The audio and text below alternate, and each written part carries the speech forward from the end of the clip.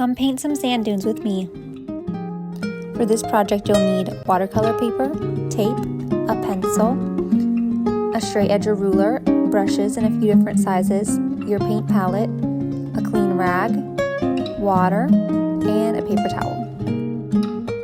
To begin, we are just going to be using a pencil to mark the horizon. I am using drawing pencils, and for this I usually use the HB pencil because I feel like it can leave the faintest and thinnest line. However, you don't need to be using drawing pencils. Any erasable graphite pencil will do.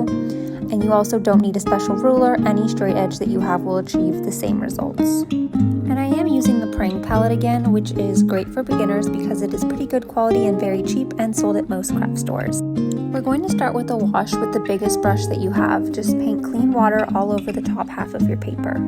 Then using that same wet brush, get some blue paint and just mop that blue paint all over the very top part of your paper. You want to get a pretty considerable amount of blue paint onto the paper, but try to only deposit it along the top 2 inches or so of the page.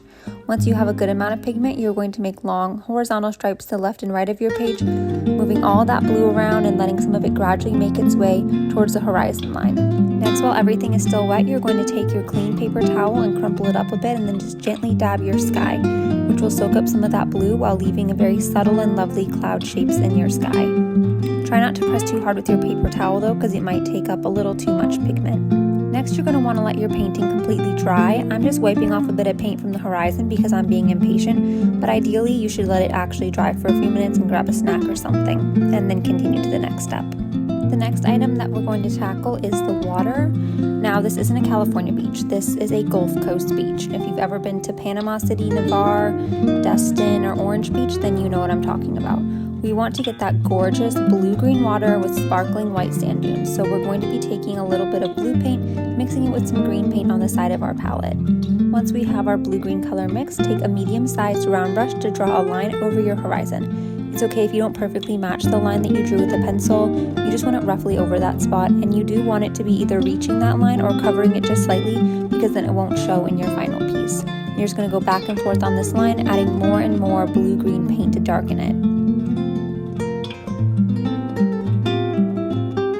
Once you've got a nice dark turquoise, you're going to take your medium or large flat brush and make sure it's nice and clean. Get some clean water and paint a straight line of water from left to right just underneath your turquoise line. The water will do most of the work here for you, so just bring down a little bit of that pigment with each stroke.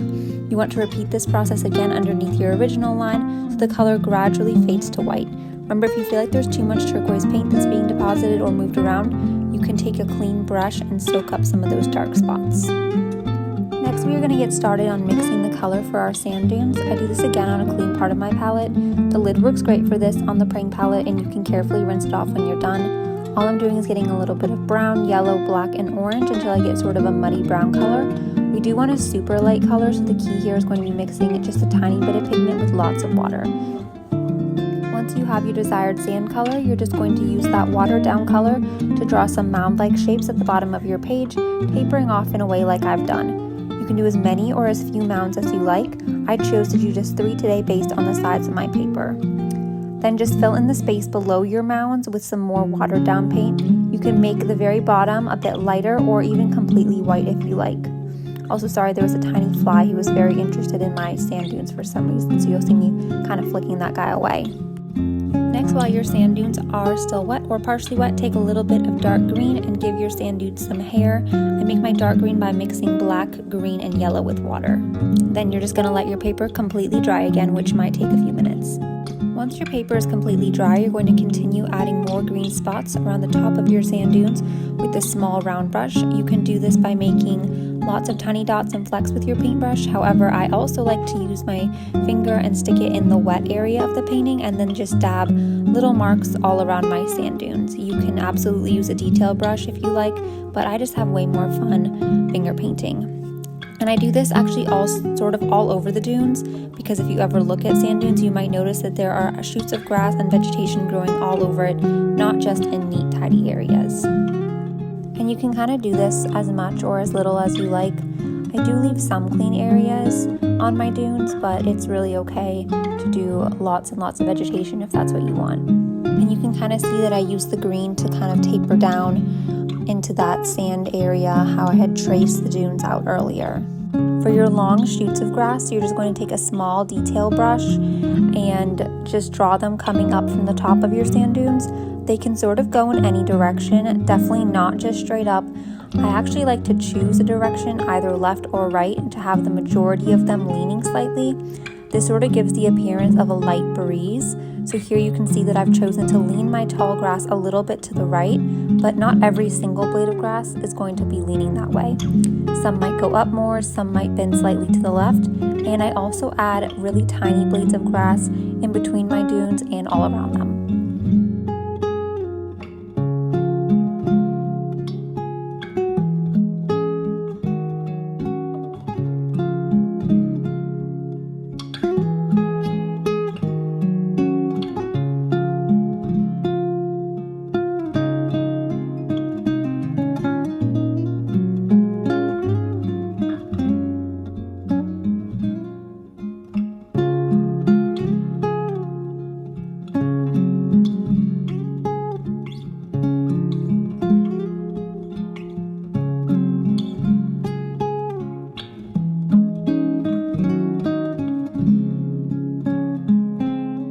At this point, you can also touch up any of your other vegetation, add more green dabs with your fingers around the dunes if they're looking just a bit too clean, or add any other short blades of grass around your dunes.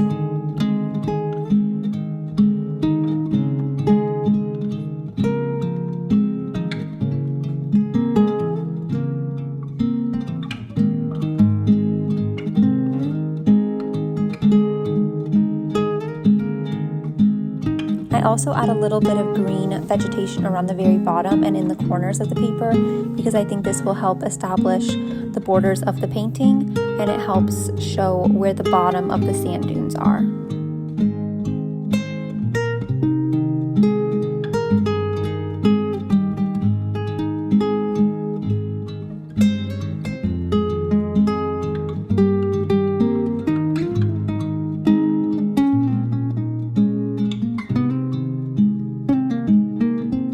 I'm just adding any final touches to my sand dunes.